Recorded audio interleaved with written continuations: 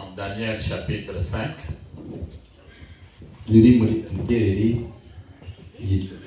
Le verset 1 à 8.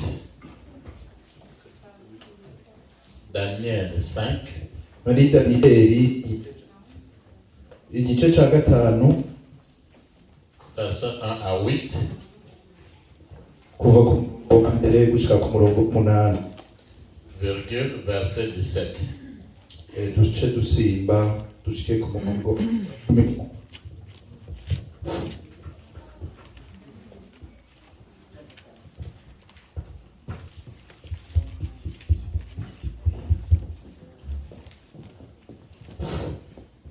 Ndasoma mu izina rya Yesu. Amen. Umutwe w'amajambo uravuga ngo Berushaza abona intoke zandika ku gihome cy'inzu. Umwami Berushaza arondereza inzimano nyinshi, atumira abaganwa biwe ibihumbi, nawe anywa ibinyobwa ari imbere yabo. Maze Berushaza ahimbye ibinyobwa, ahamagaza ibintu by'ibikoresho by'izahabu n'ifeza, ibyo Nebukadineza yari yaranyaze mu rusengero rw'i Yerusalemu, kugira ngo umwami, abaganwa biwe, abamikazi biwe n'inshoreke ziwe babinyweremo. Nuko bazana ibyo bintu by'izahabu byari byaranyazwe mu rusengero mu ngoro y'Imana i Yerusalemu, maze umwami n'abaganwa biwe n'abamikazi biwe n'inshoreke babinyweremo. Banywa umuvinyu, bahimbaza imana z'izahabu, iz'ifeza, iz'imiringa, iz'ivyuma, iz'ibiti n'iz'amabuye. Buno nyene haboneka intoke z'umuntu zandika ku ruhome rw'isika mu ngoro y'umwami, ahanganye n'iyiteretswe kw'amatara. Umwami abona ico gice cy'igikonjo candika. Maze mu maso h'umwami harahindurira, ivyiyumviro vyiwe bimuhagarika umutima, ingingo ziwe z'amatako yiwe ziradohoka, amava arakomana. Umwami ahamagara n'ijwi rirenga ngo bamuzanire abapfumu, abakarudaya n'abaragurisha inyenyeri. Umwami abarira abo banyabwenge b'i Babuloni, amarira abo banyabwenge b'i Babuloni ati: ushobora gusoma iyo nyandiko akambarira uko isobanura, arambikwa impuzu zitukura z'igiciro kinini n'umugufu w'izahabu mu izosi, kandi azoba gatatu mu bukuru bw'abaganza igihugu. Maze abanyabwenge bose b'umwami baca barinjira, ariko birabananira gusoma iyo nyandiko no kumenyesha umwami uko isobanura. Tusimbe tuje ku murongo wa 17. Daniyeli yishura umwami ati: ingabire zawe ntuzigumirize, kandi impera zawe uziho uwundi. Ariko ndasomera umwami iyo nyandiko, ndamumenyeshe uko isobanura. Amen. Amen. Je vous demande d'être attentif. Ndabasabye mukurikire, de tenir les enfants. Kandi mufata abana. C'est le moment très capital, le moment où nous écoutons la parole de Dieu. Ni umwanya ukomeye, umwanya tumva ijambo ry'Imana. Le texte nous dit que le roi Belshazzar, ijambo ry'Imana riratubwira mu mwanya Barusheba. Belshazzar était le fils de Nabuchodonosor. Umwami Barusheba ni umuhungu w'umwami Nebukadinezari. Que Dieu te bénisse. Merci. Wow. Alléluia. Amen. On a un bon interprète, hein? Acclamons pour notre Seigneur Jésus-Christ. Il a organisé une grande fête. Et la Bible nous dit qu'il y avait 1000 invités. 1000, c'est pas 500, ce n'est pas 200, c'est pas 3000 invités. igihumbi samajana 3 samajana 2 sijana n'abandi igihumbi. Mais ces invités, c'était les invités qui faisaient partie de sa magie. Ariko abo batumire nabo bari basangiye bya bigirwamana n'ubukorikori. Parmi ces invités, il y avait beaucoup de ses femmes et de concubines. Muri abo batumire harimo abagore biwe benshi mbere n'inshoreke ziwe nyinshi. La Bible nous dit qu'ils ont commencé à manger et à boire. Ijambo ry'Imana ritubwira ko batanguye kunywa be no kurya. Le livre de Daniel, c'est l'Apocalypse de l'Ancien Testament. Igitabo cya Daniyeli ni nk'ibyahishuwe byo mu isezerano rya kera. Oui, même si vous voulez comprendre le livre de l'Apocalypse de Jean, il faut d'abord repartir dans le livre de Daniel. Kuko niyo ushaka gusobanukirwa neza igitabo cy'ibyahishuriwe Yohana ubanza gusobanukirwa igitabo cy'ibya Daniyeli. Daniel veut dire Dieu est mon juge. C'est un nom hébraïque, mais en français ça veut dire Dieu est mon juge. Daniyeli ni izina ryo mu Giheburayo ariko mu Gifaransa gishaka gusigura ngo Imana niyo mucamanza wanje. Et Belshazzar, Belushazari, qui veut dire Ben, B-E-L.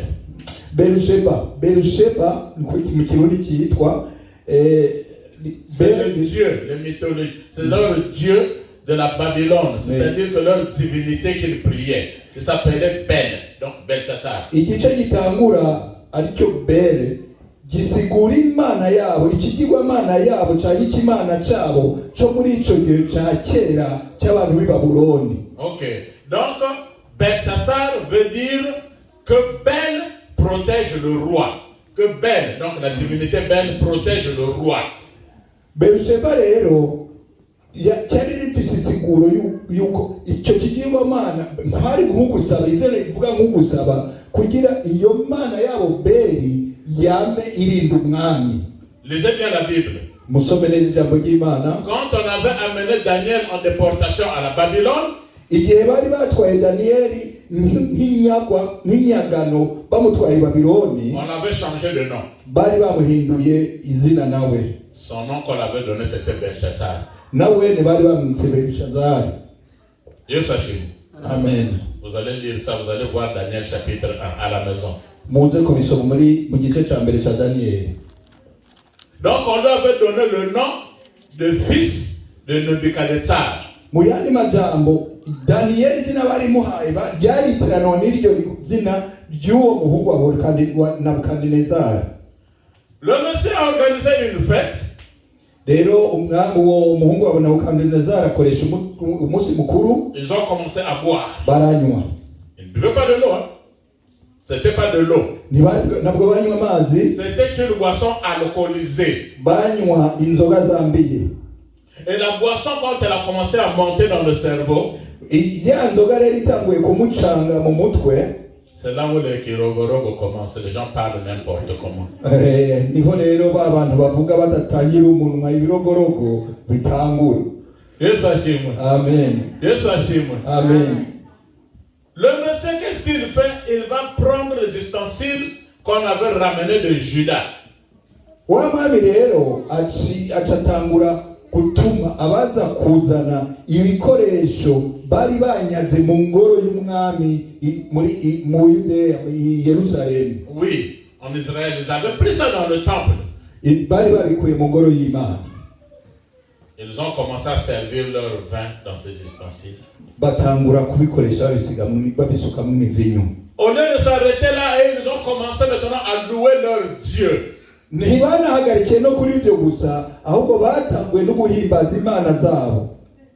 Ils louaient le Dieu de pierre. Bahimbaza imana zicuzwe mu mabuye. Le Dieu de bois, le bois. Imana z'imbazanyo. Le Dieu de fer, le fer. Imana z'ivyuma. Le Dieu de l'or. Imana zikoze mu zahabu. Le Dieu de l'argent. Imana zikozwe mu muyungu. Ça c'est quel Dieu?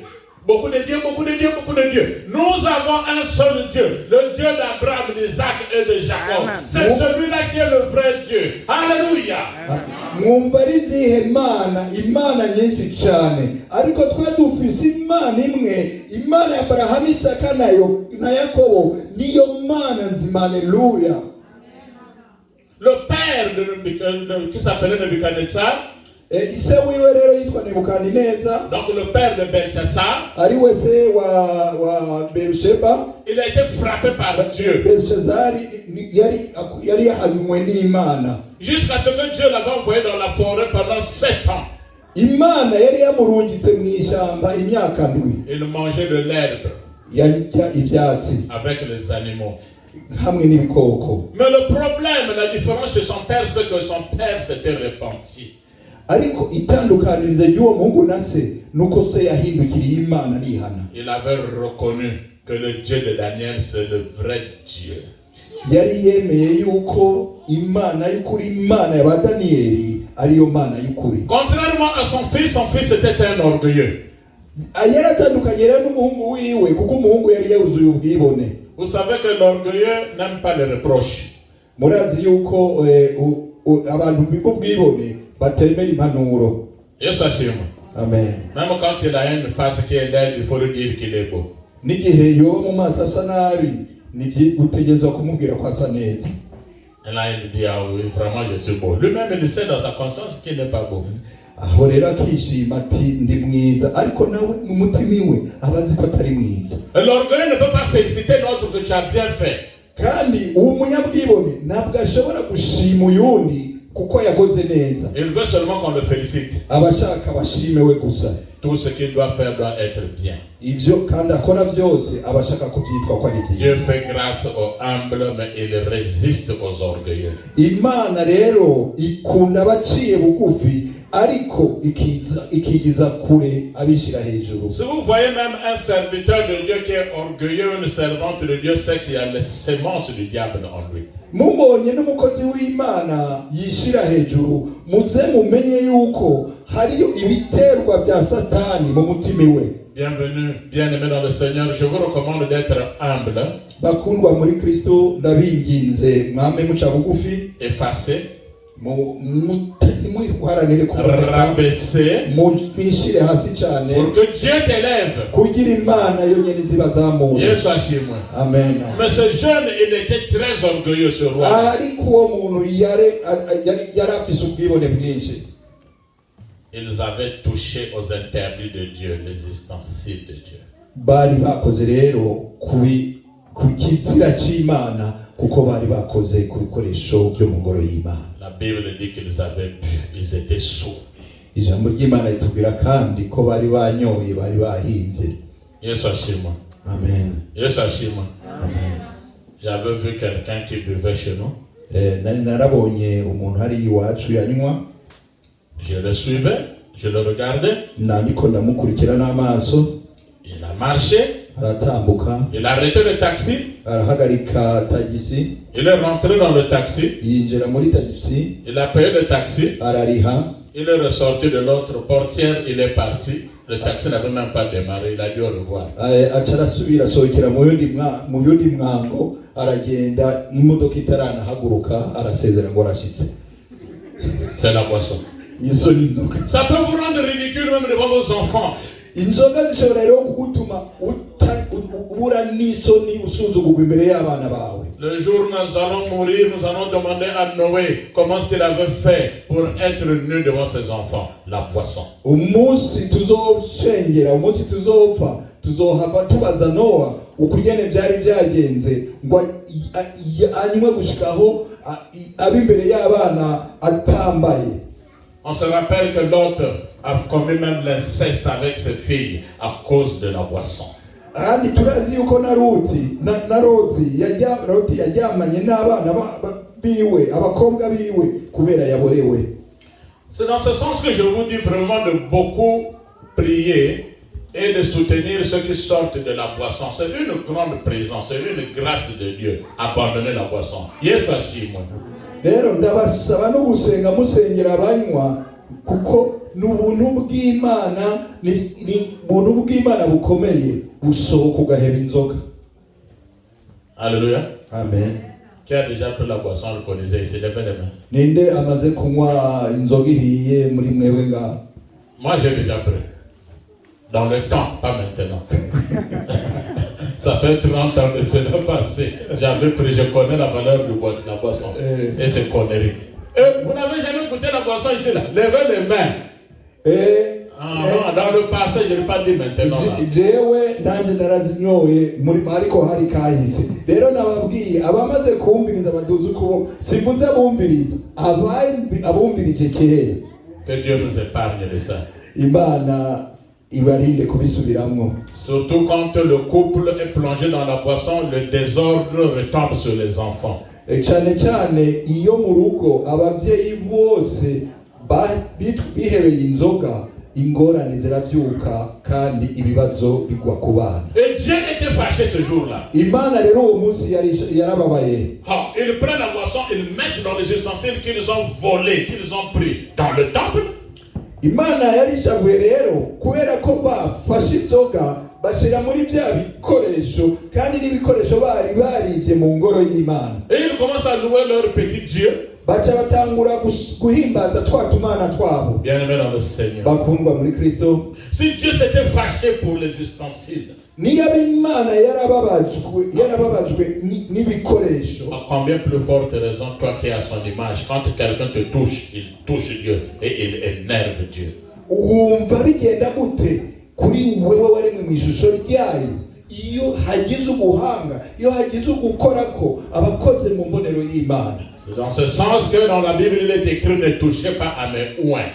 Ni nacyo gituma mu ijambo ry'Imana handitse ngo ntimukore ko basizwe amavuta abantu. Vous êtes les oins de Dieu, que personne ne vous touche. Murabasizwe amavuta n'Imana ntihakagire ubakorako. Que celui qui accepte dise amen là où. Nihabari uwavyakiriye avuga ati amina. Alléluia. Amen. Les doigts sont sortis, on commence à écrire sur le mur. Intoke rero zirasohoka zitangura kwandika ku ruhome. La Bible dit que le roi avait changé de face. Ijambo ry'Imana ritubwira ko umwami mu maso yiwe hahinduye. Ce qui me plaît dans cette histoire, c'est que c'est pas tout le monde qui voyait ces écritures. Il n'y avait que le roi qui voyait ces écritures, les doigts qui écrivaient sur le mur. Ikimambara rero muri iri jambo nuko si bose bariko barabona izo ntoke zandika, n'umwami wenyine ubwiwe niwe yazibona. Il y a de ces invitations, il ne faut pas aller. Quand on vous invite, vous priez d'abord très bien le Dieu d'Abraham et de Jacob. S'il vous dit de partir, vous partez. Si vous ne dites pas de partir, donc l'endroit là est suspect.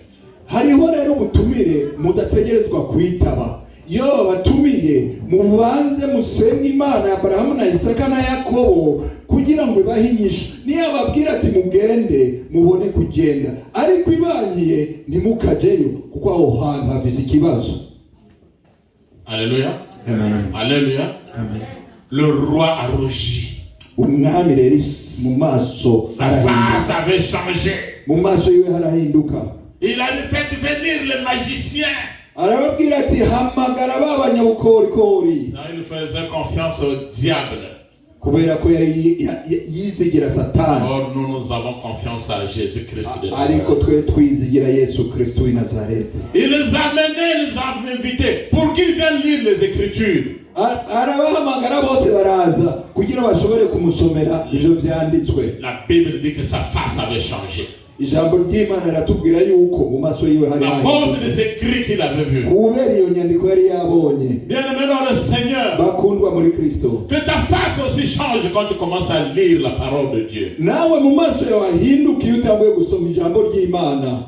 Parce que quand on lit la parole de Dieu, les maladies disparaissent. Kuko iyo bari kurasoma ijambo ry'Imana ingwara zirahunga. Quand tu t'appliques dans la parole de Dieu, les malédictions fuient loin de toi. Niyo wama mu ijambo ry'Imana ni ibigeragezo cyane ibibi byose biraguhunga. Celui qui lit beaucoup la Bible, même s'il a 70 ans, vous allez me donner 30 ans. usoma ijambo ry'Imana naho yoba afise imyaka 70 uzomuha imyaka 30. Oui, c'est la face du roi avait changé à cause des écritures de Dieu. Que toi aussi, tu puisses changer à cause de la parole de Dieu. Niriyaba mu maso h'umwami harahindutse kubera ivyo vyandika Imana irungitse, reka nawe mu maso yawe hazahinduke kubera gusoma ijambo ry'Imana. Les magiciens, tout le monde, ils sont venus et ils n'ont pas pu lire ces écritures. Baba pfumu b'abanyabukorikori bose baraza ariko nta numwe yashoboye gusoma ya majambo. Que Dieu puisse humilier tes ennemis aujourd'hui. Reka Imana ikoze isoni abansi bawe no munsi. Le roi était humilié. Umwami yarakodejwe isoni. En ce moment-là, c'est sa femme qui apparaît. Muri ico gihe n'umugore wiwe yaje. La femme de Belshazzar. Umugore wa umwami du roi. Umugore w'umwami Belshazzari et du roi, sois calme. Abwira umwami ati tuza. Dans ton royaume, mu bwami bwawe, au temps de ton père Nebuchadnezzar, mu gihe cya so Nebukadnezari, il y avait un homme. Hari umuntu, et il est toujours là dans le palais royal. Kandi uwo muntu aracyari ngaha mu ngoro y'umwami. En ce temps, on avait trouvé en lui un esprit supérieur à la magie. Muri uwo muntu bari bamusanzemo imyemu ihambaye iruti y'abanyabukorikori n'abapfumu. Ça veut dire que notre Dieu, il est omniscient au-dessus de toutes les sciences. N'ayez pas peur des petits sorciers, des petits magiciens. Nukuvuga Imana yacu ni nyabwenge hejuru y'ubwenge bwose, nimukabe mutinya abapfumu n'abanyabukorikori. Fais venir seulement ce jeune, tu vas voir. Ati rero hamagara uwo musore hari icuza kubona. Bien-aimé dans le Seigneur, Daniel était bien dans le palais royal. Danieli yari ngaho nyene mu ngoro y'umwami. Mais on l'avait oublié. Ariko bari bamwibagiye. Oh, toi qu'on a oublié par ta famille. Na wowe wibagiwe n'umuryango wawe. Toi qu'on a oublié par tes amis. Wowe wibagiwe n'inshuti zawe. Lorsque Jésus-Christ te donne un titre de rappel, que rappelle-toi de ce frère et de cette sœur, ils sont là. Reka rero Yesu Kristo aguha igituma bakwibuke umuryango ukwibuke nabo nizo nshuti zawe zikwibuke. Oui, peut-être que ton dossier a été oublié quelque part, on l'a classé, on l'a déclassé. On dit c'est fini pour toi. Ngumbure hari n'idosiye yawe bashize ahantu baribagira bati byararangiye kuri uyu. Aujourd'hui que Jésus-Christ parte le remettre sur la table. Reka uno munsi Yesu Kristo agende asubira ayitore ayishire ku meza. On avait oublié Daniel. Bari bibagiye Danieli. Le bienfait n'a jamais été oublié par Dieu. Icyiza ntikigira kibagirwa n'Imana. Qui t'a négligé? Ninde yagusuzuguye? Qui t'a oublié? Ninde yakwibagiye? Laisse que le Dieu que nous sommes en train de prier fasse de toi une personne importante aujourd'hui. Reka Imana turiko turasenga ikugira umuntu w'agaciro no munsi. Aussitôt fait, c'est le thème d'aujourd'hui. Bikivugwa byaciye bikoreka niyo mutwe w'amajambo y'inyigisho y'uno munsi. Ce que Dieu veut faire, s'il veut le faire, il le fait. Iby'Imana ishaka gukora niyo bibishaka ikibikora. Même si les gens veulent te bouffer, t'éliminer 1000 personnes, si Dieu dit non, tu ne mourras pas, tu ne mourras pas. Alléluia. Naho abantu baba bakugeramiye bashaka kukwica ari igihumbi, Imana ivuze ngo ya ntabwo bazobishobora. Alléluia. Oui, le psaume 135:6 là nous dit même que dans les cieux, sur la terre, sous la terre, dans les eaux. Donc ce que Dieu veut faire, s'il veut te rendre riche aujourd'hui, qu'il te rende riche. Apprends ça au nom de Jésus-Christ. Na Zaburi 135 umutwe 137 umurongo wa 6 iravuga ngo Imana ishaka gukora mw'ijuru, kw'isi, ikuzimu, mu mazi, ishatse kugikora uko gihambaye cyose iragikora. Dieu s'assime. Amen. Aussitôt dit, aussitôt fait. Bikivugwa byaciye bikoreka. La femme qui avait parlé au roi. Wa mugore yari yabwiye umwami. La femme, c'est la première conseillère du mari bien-aimé dans le Seigneur. Umugore niwe muhanuzi wa mbere w'umugabo bakundwa muri Kristo. Quand tu vois ton mari rentre dans le désordre, remets-lui dans l'ordre. Ni wabona umugabo wawe ariko arata umurongo, musubize ku murongo. N'est-ce pas que vous êtes nos mamans? Ntabwo muzi ko muri ababyeyi bacu. Même dans l'église, si vous voyez des femmes qui sont kirogoroga, non, amenez-les, je vais les délivrer, c'est qu'il y a quelque chose qui ne va pas. C'est vous qui devez justement nous conseiller. naho bamwitorero nimwabona umugore yabaye ikirogorogo muramuzana na muhanure kubera yuko nimwebwe mwategerezwa kuduhanura. Cette femme était sage. Uwo mugore yari umugore aciye bugufi. Je me rappelle aussi d'une femme, la femme de Ponce Pilate. Nivyo ndavyibuka, ndibuka umugore wa Poncio Pilate. Cette femme avait dit à Pilate, cet homme que tu veux tuer, que tu veux livrer, toute cette nuit je n'ai pas dormi, libère-le, il est juste, il n'a pas commis de péché. Umugore muka Pilato yari yamubwiye ati uwo muntu ugira utange, uwo muntu ugira wicishe, iri joro ryose sinasinziriye, murekure kuko n'umunyakuri ntacahagira. Ce n'est pas que ton mari fait du mal, toi aussi tu viens appuyer du mal. Oui, c'est comme ça mon mari, c'est comme ça mon mari. La femme c'est la première conseillère. Nibibereye rero ko umugabo wawe niyo ari mu bibi niyo ari mu byaha ucugenda ushigikire mwego n'umugabo wanje ngo ivyo akora nivyo. Oya, umugore niwe muhanuzi wa mbere ku mugabo. Si les femmes conseillent bien les présidents de la République dans le monde entier, il ne veut plus avoir des dictateurs. Niha abagore babarongoye ibihugu iyo babahanura neza batabaherekeza mu kibi kuri ino si ntababa bagitwaza igitugu baba. Yesu ashimwe. Amen. Daniel est rentré. Daniel rero arinjira. Quelqu'un qu'on avait négligé. Uwo bari basuzuguye. Tout le monde attendait la réponse qui venait de lui. Bose bari barindiriye inyishu imuvako. Mais qui venait pas seulement de lui, mais qui venait de Imana. Ariko inyishu ntiyariva kuri Daniel wenyene, yarivuye no ku Mana. Le roi lui dit, je vais te donner des présents, je vais te donner des cadeaux, si tu me donnes l'explication. Le verset 17 de Daniel a dit, garde tes présents, garde tes cadeaux. Tous les cadeaux ne sont pas des cadeaux, attention. Umwami aramubwira atukamunyisha ibyo bintu ndakugabira ibintu byinshi uraronka ingabire nyinshi. Ariko Daniel aramubwira nkuko ku murongo wa 17 mu ijambo ry'Imana hatubwiye ati gumya ingabire zawe kuko ingabire zose ntabwo ari nziza. Surtout à vous les jeunes filles, je vous conseille. Cyane mwebwe bakobwa bato ndabahanure. Les garçons viendront avec des cadeaux. Ça, je t'ai acheté ça, c'est pour toi. Merci. Et puis tu dis, je ne l'aime pas, je n'ai pas accepté, je prends seulement les cadeaux. Après les cadeaux là, ça va même se terminer. Tu ne peux pas prendre ces cadeaux et ne pas accepter à la fin. Attention, jeune fille.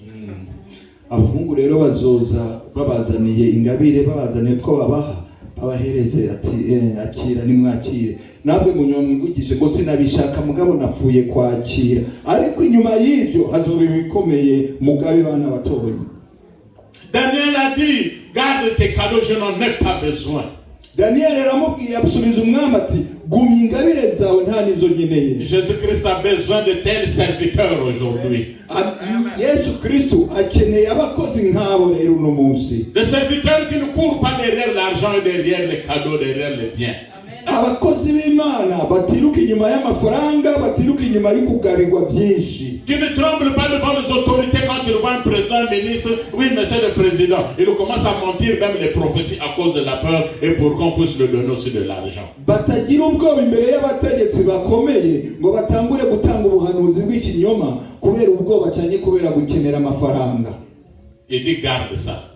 Aramubwira ati n'ubigumye. Vous savez ce qui s'est passé? Satan avait proposé à Jésus-Christ. Il dit, si tu te prosternes devant moi, je te donnerai toute cette richesse. Or, c'était un piège. La richesse appartient à Dieu, pas à Satan. Murabizi, na Satani yari yabwiye Yesu Kristo ngo niwamfukamira ndaza kuguhereza ibyo byose. Wari umutego kuko ijambo riratubwira yuko ubutunzi bwose ari ubw'Imana. C'est ce qui se passe. Quand les Occidentaux descendent en Afrique, ils viennent prendre comment on appelle ça, le cacao. Ils achètent le cacao, ils viennent le transformer, et ils font maintenant le chocolat. On vient vous remettre ça en Afrique. Goûtez, c'est bon, hein? C'est bon. Des présidents paresseux qui ne peuvent même pas faire des usines qui peuvent fabriquer du chocolat.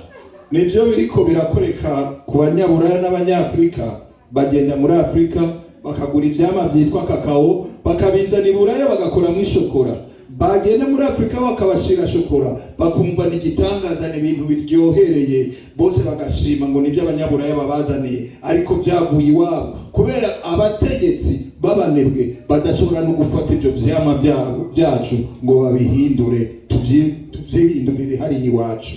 Yesu ashimwe. Ne courez pas derrière le bien. C'est ce qui se passe aujourd'hui avec les gens qui sont dans les loges. Quand tu viens, tu es dans quelle loge? Je ne suis pas dans une loge. Ok, il faut d'abord t'adhérer à une autre loge et on te donne du travail. Dieu reste avec ton loge, Jésus-Christ va le donnera. Nivyo bishika uno munsi mu bantu basenga muri vya bindi vya satani bita amaroje, abantu wagenda gusaba akazi bakabanza kukubaza loje urimwo, wababwira ngo ntayo urimwo bakaca bakubwira ati tugushira muri iyi kugira ngo uronke akazi, kurwa ukurondera amaronko ukaca wemera ukacamwo. Mais Daniel a dit dans tout le cas je vais te donner l'explication. Ariko Daniel amubwiye ati naho ndavyanse ndaza kuguha insiguro yawe. Oui, vous irez lire ça à la maison, le verset 25 à 30, le même Daniel 5, 25 à 30, lisez ça à la maison. Muraza kubisomera muhira kuva ku murongo wa 25 gushika ku murongo wa 30 muri ico gice nyene ca Daniel igice ca 5. Daniel donne l'explication au roi. Daniel araha insiguro umwami. Daniel 5, 25 à 30. Daniel igice ca 5 kuva ku murongo wa 25 gushika ku 30. Les écritures étaient ceci. Izo nyandiko zari ibi. Nous allons vers la fin. Turiko turaja ku musozo. Comptez. Harura. Peser. Pima. Et diviser. Kandi ugabure. Alléluia. Amen. Il dit voici l'explication au roi, sois calme. Aramubwira ati ngiyi insiguro. Comptez, Dieu a compté tes jours et tes jours vont prendre fin. Imana yaharuye imisi yawe kandi imisi yawe igira irangire. Yesu ashimwe. Amen. Bien-aimés dans le Seigneur, ne mourrez pas si jeune. Bakundwa muri Kristo ntimugapfe mukiri bato. Il y a des âges qui ont été écrits dans la Bible, 96 ans. C'est là on peut penser à la mort. 100 ans. Hari imyaka yanditswe muri Bibiliya ni imyaka ihera ku 96 niho umuntu ashobora gutanga urupfu. La Bible dit que notre patriarche Abraham était vieux et rassasié, c'est là où il est mort. Ijambo ry'Imana riratubwira yuko kimeza muryango wacu Abrahamu yashaje kandi aguwe neza abona gusezera isi. Isaac était vieux et rassasié et il est mort. Ni byabaye cyo kimwe no kuri Isaka. Jacob était vieux et rassasié et il est mort. Mbere na Yakobo niko byagenze nawe yarashaje kandi asezera isi aguwe neza. Ah oui, il refusait la mort comme David avait dit je ne mourrai pas, je vivrai. Il avait vieilli. Barahakana urupfu nkuko Dawidi yabikoze ati ntabwo nzapfa nzarama. Mais Dieu avait dit à ce gonfler cet orgueil là que ton règne est fini. Ariko Imana yari yabwiye wa munyabwibone ati inganji yawe ubwami bwawe burarangiye. Il dit peser, Dieu t'a mis sur la balance, tu pèses léger, tu n'es plus lourd. Ijambo liravuga ati pima, nukuvuga Imana yagushize ku munzani isanga naho wibaza kufisa ibiro byinshi ufise biki. Bien-aimé dans le Seigneur, il ne faut pas peser léger, peser lourd spirituellement. Bakundwa muri Kristo ntimupimire ibiro bike ahubwo mupimire ibiro byinshi mu buryo bw'umwuka. Un vent ne peut pas soulever une grosse pierre. C'est difficile. Umuyaga ntabwo ushobora guterura ibuye rinini, biragoye. Quand tu vois un tonneau qui est vide, tu peux le pousser facilement, il va rouler. Ubonye ingunguru igaragara ushobora kumukwisukuma gusa ikigendera iraminagara. Oui, mais un tonneau qui est plein d'huile ou plein d'eau, quand tu le pousses, tu peux pas le soulever parce que c'est un tonneau. Soyez remplis du Saint-Esprit, comme les tonneaux qui sont remplis, pour que le diable ne puisse pas vous soulever facilement. Ariko ingunguru yuzuye ntabwo ushobora kuyiterura. Ndabinginga rero ngo mwuzure mwuka w'Imana kugira ngo Satani ntashobore kubanyiganyiza. Tu peux être grand, gros, vieux, mais si tu ne pèses pas, tu es dans du n'importe quoi. Tu ne pèses pas spirituellement. Quand Satan vient et dit celui-là, il pousse comme ça, tu vas tomber. ushobora kuba uri munini muremure ufise imyaka myinshi ufise n'ubwenge bwinshi ariko ufise ibiro bike mu mwuka. Satani niyaza azokubita ishoti gatonya uzotembagara. Et divisé, il dit que Dieu a divisé ton royaume. Il a donné une partie aux Médès et aux Perses. Donc la Babylone, l'empire babylonien était divisé maintenant. Rero baramubwira ati kandi mwijambo haranditsemo kugabura. Imana rero yagabuye ubwami bwawe ibugabuyemo kubiri, ibuhaye abaperesi n'abameriki. Ubwami bwa Babiloni bwose buragabuwe. Yesu ashimwe. Amen. Yesu ashimwe. Amen. Que le diable ne te divise pas avec ta femme. Mizina rya Yesu. Satani ntaze yigira kugabura n'umugore wawe. Les femmes, que le diable ne vous divise pas avec vos maris. Dites amen. Bagore, Satani ntaze yigire abagabura n'abagabo banyu. Mvuge muti amina. Amen. Amen. Amen. Oh, que le diable ne divise pas vos enfants avec vous. Vous avez 4 enfants, Banaver va prendre 2 et tu vas rester avec 2. Tu es quelle maman, tu es quel papa. Kandi Satani ntaze abagabune n'abana banyu. Ufise abana bane, bana venida akigutwaye babiri, nawe usigaranye babiri. Wumva bimeze gutura cyari umuvyeyi akwiye. Ibyo Satani ntaze yigira bikora. Si cela est arrivé dans votre vie, que Dieu vous remette tout ce qu'il avait divisé et le diable avait divisé. Nibyaba rero byarabashike mu buzima bwanyu, reka Imana igarure byose byo Satani yari yaranyaze. Que le diable ne vous divise pas avec de bons amis. Kandi Satani ntabagabure n'abagenzi babi. Que le diable ne divise pas cette église. Kandi na Satani ntazagabure rino torero. S'il y a des gens qui viendront pour diviser les gens ici, je vais prier pour qu'ils nous laissent en paix, qu'ils partent. Au nom de Jésus-Christ. Nihaza abantu baze kudutanya nzosenga kugira ngo bagende dusigara amahoro mu izina rya Yesu. La division ne vient pas de Dieu.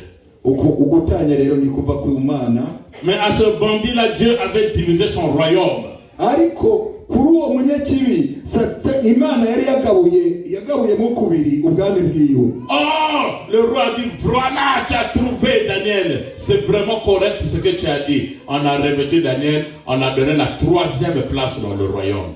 Ariko Imana yari yatoranyije Danieli, ari nacyo gituma bamudugije bamukugira uwa gatatu muri ubwo bwami. Mais en donnant ce poste, il pensait qu'il ne devait pas mourir. Non. Ariko naho yatanze icyo kibanza cya Danieli yibaza ko atazopfa. Siko biri. Aussitôt dit, aussitôt fait. Bikivugwa byace bikora. Le lendemain, ce roi-là était mort. Bukewa mwami yarapfuye. Toi qu'on avait oublié que Dieu puisse te donner de la valeur en te montant, en te donnant des postes, en te donnant un bon travail, en te donnant une bonne famille aujourd'hui. Au nom de Jésus-Christ de Nazareth. Wewe bari baratsaga agaciro, reka Imana ikuzamura uno munsi mu kuguha akazi keza, mu kuguha abana beza, mu kuguha umuryango mwiza mu izina rya Yesu Kristo. Alors le Dieu d'Abraham, d'Isaac et de Jacob avait aussi fait ses preuves ce jour-là. On a reconnu en Daniel que c'est un serviteur de Dieu vivant. Ariko Imana ya Abrahamu, Isaka na Yakobo uwo munsi yari yerekanye umutware bwayo mu guhumugisha Danieli, kandi bose barabimenya muri uwo munsi. Laisse que tu sois la Daniel ou le Daniel maintenant de ton église, de ta famille à partir d'aujourd'hui. Reka nawe ube Danieli w'uno munsi, Danieli w'itorero, Danieli w'umuryango wawe mu izina rya Yesu Kristo. Les mauvais finiront toujours par s'écrouler et les bons finiront toujours par être élevés. Que Dieu vous bénisse. Imana ibayezage. Ababi igihe cyose bazorangiriza gukubitwa hasi, abeza nabo bazoja zamurwa mu izina rya Yesu Kristo. Imana ibahezagire.